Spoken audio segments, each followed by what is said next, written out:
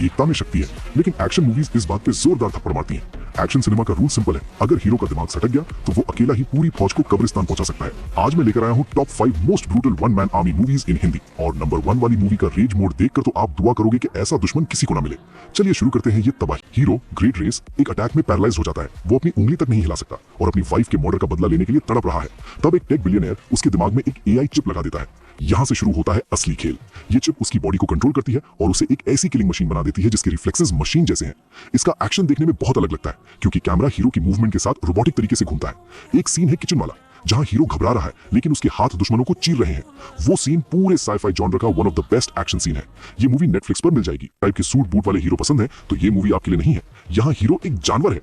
कहानी एक प्रिजनर की है जिसे जेल में हर रोज मारा जाता था। इतना मारा गया कि उसके सारे दांत टूट गए।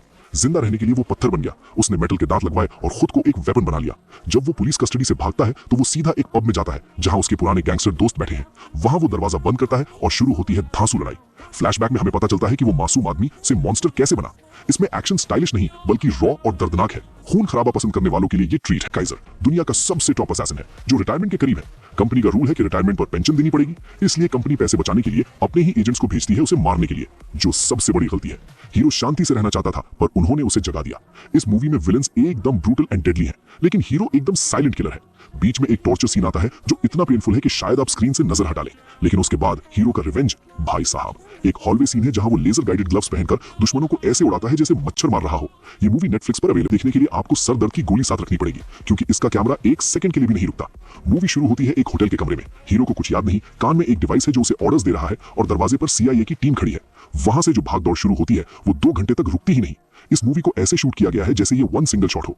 जमीन पर लड़ाई, हवा में प्लेन के अंदर लड़ाई, पानी में, ट्रेन पर, बाइक पर, कोई जगह नहीं छोड़ी इन्होंने। लॉजिक की थोड़ी कमी है पर एड्रेनलिन रश इतना ज्यादा है कि आपको सोचने का टाइम ही नहीं मिलेगा।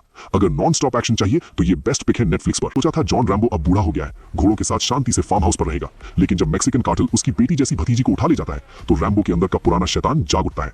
ये मूवी टेकन और होम अलोन का एक आर रेटेड वर्जन है। रैम्बो कार्टेल वालों को अपने फार्म हाउस पर बुलाता है जहां उसने जमीन के नीचे सुरंगे और मौत के ट्रैप्स बिछा रखे हैं।